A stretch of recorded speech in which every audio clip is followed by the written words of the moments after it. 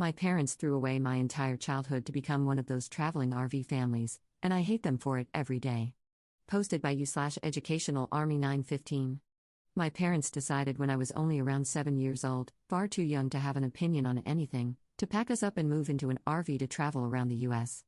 My dad works online, and my mom makes content online. She's not huge by any means, but big enough that we get recognized sometimes and big enough that I've had a camera shoved in my face for as long as I can remember. For my privacy's sake, I won't say anything else about that, and I'm using a throwaway account because I've gotten enough attention already, and I'm sick of it. I sleep in a tiny bunk bed that I outgrew years ago, and the other bunk is the only space I have to put anything I own. I don't even have a room, just a curtain, and thank God I'm an only child, or else I would have to share the small space I already have. I was homeschooled for most of my education and then switched to online school at my own insistence for high school. I'm an 18-year-old girl. I don't have a single friend in person because the longest I've ever stayed anywhere is a month. I don't have a job and no way to get one because I'm not stationary, unless I find one online, which also means I have no way to move out and get away from them. I've had conversations with them about all of this countless times, and they are so delusional and genuinely believe that a nomadic existence is the best way to live, so why would I ever need anything else? I hate them for treating me like some pet they can just drag along in their plans rather than their child. I hate traveling, I don't like heat, I hate dealing with bugs, and I'm so sick of hiking. I can't wait for the day that I finally figure out a way to get away from them, their morning hikes, and cameras in my face. I've traveled around the US, yeah, but God forbid I want to have a normal life, go to college, or maybe even make some friends. That's asking too much. Update 2 weeks later. Hello, barely over a week ago, I made a post talking about my very negative experience living in an RV with my parents for around 10 years now. Despite it being such a short time since I posted, a lot has changed for me. I don't know how many people here would be interested in an update on my situation, but I know quite a few were very concerned and would probably appreciate one, so here it is. Also, fair warning, this is a fairly lengthy post, I have a tendency to ramble. I had a lot of people give me really helpful advice, resources, and even offers to help personally, some being questionable, admittedly, but the majority being genuinely concerned and wanting to help. I very much appreciate that. It was slightly overwhelming, to be honest, and I ended up not responding to a lot of people, so you'll all have to forgive me for that. But even if I didn't respond much, I have been researching a lot of the information people gave me. Something that stood out to me was people asking if I had any family I could stay with, to which I had to respond, not that I know of, because I don't have anyone on my dad's side of the family, and my mom has strictly no contact with hers. I did not know if they were alive, if they cut her off, if she cut them off, or even any details about them, and my mom had never wanted to talk about it. What little information I did have was my mom's maiden name, which is pretty uncommon, and where she was born. In terms of trying to find family, that can actually get you surprisingly far, I've come to realize. I've always had a slight hatred for the internet because I never had a choice in my life being public knowledge, and I know that once something is out there, it's out there. But for the first time, I'm actually really grateful for the internet. I was able to find some information on my mother's side of the family and, specifically, was able to find my grandma's Facebook account, though it did take some effort. After a lot of stress over how to approach messaging her, or if I even should, as well as considering the potential outcomes, I messaged her, explaining my mom's life, who I was, and my situation. I won't go into details about why my grandma and my mom are no contact because that is not my story to share, but my grandma was appalled that she had a granddaughter she didn't even know about, especially considering the way my mother raised me.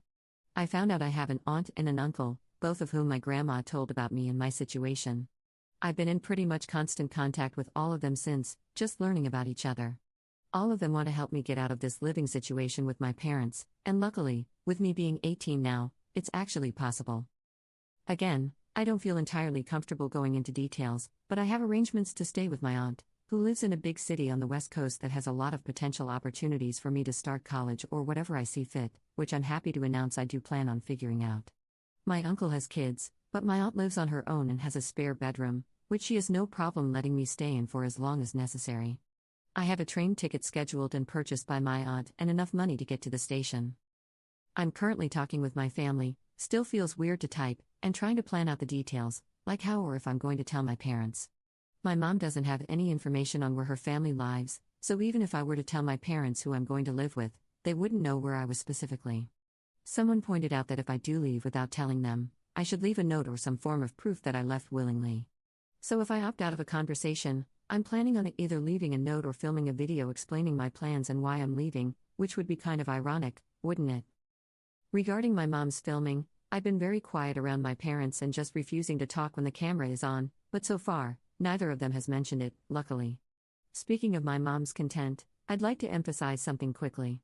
Almost everyone was genuinely trying to help, but I had a few people replying and trying to guess who I was. Luckily, the few I saw were basically torn to shreds and ended up deleting their comments.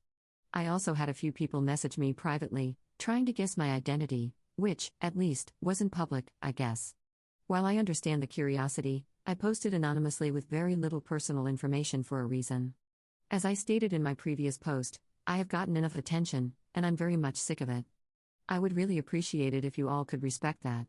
Even if you think you might know who I am, please don't make public guesses and understand that I don't want this to become even more public information tied to my name.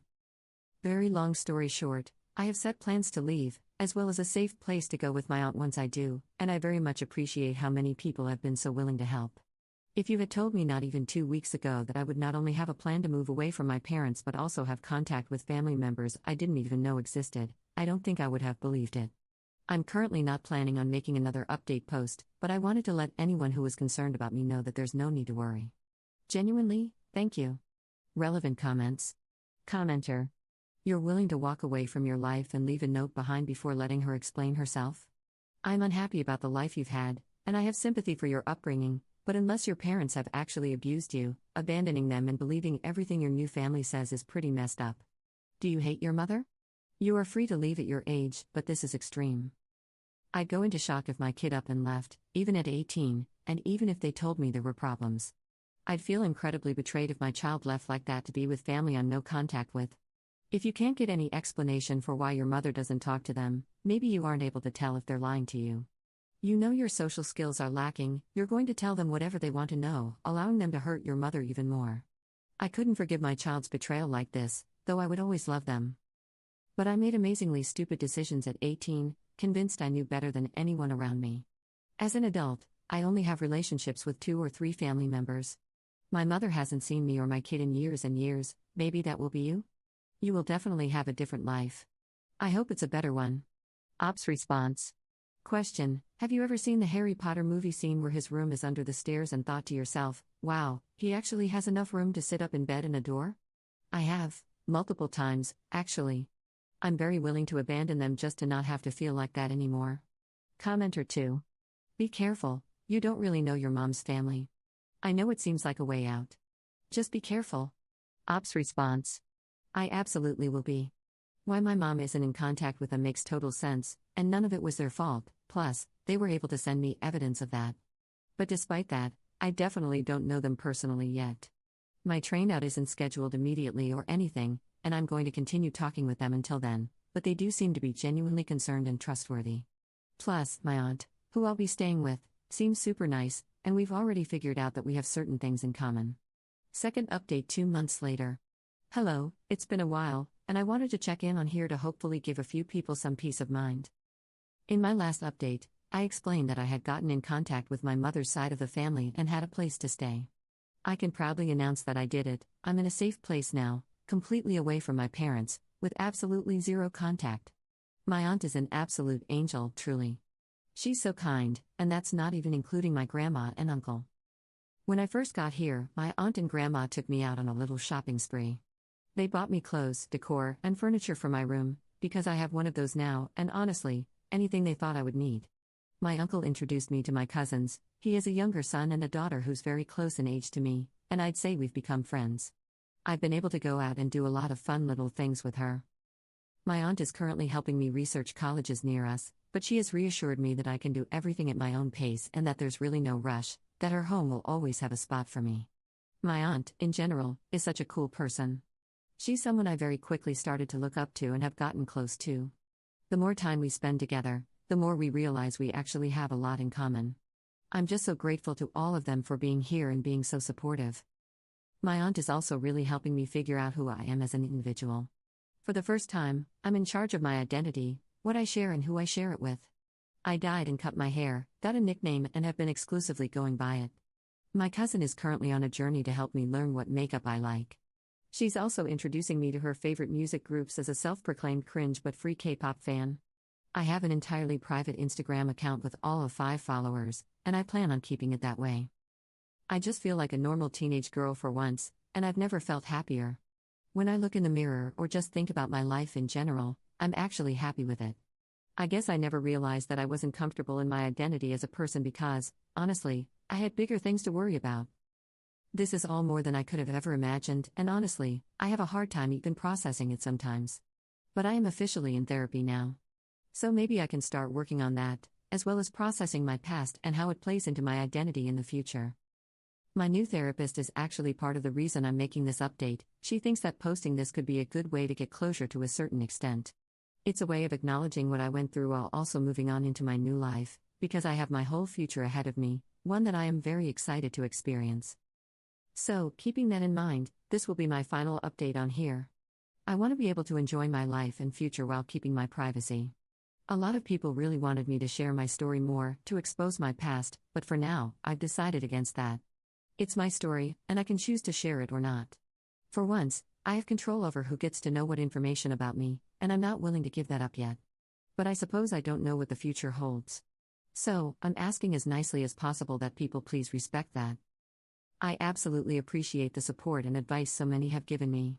Just know that I'm safe. I can honestly say that I'm happy. I'm planning out my future, what I want to do with my life, and who I am beyond just a persona on camera. So, thank you so much for everything, and goodbye.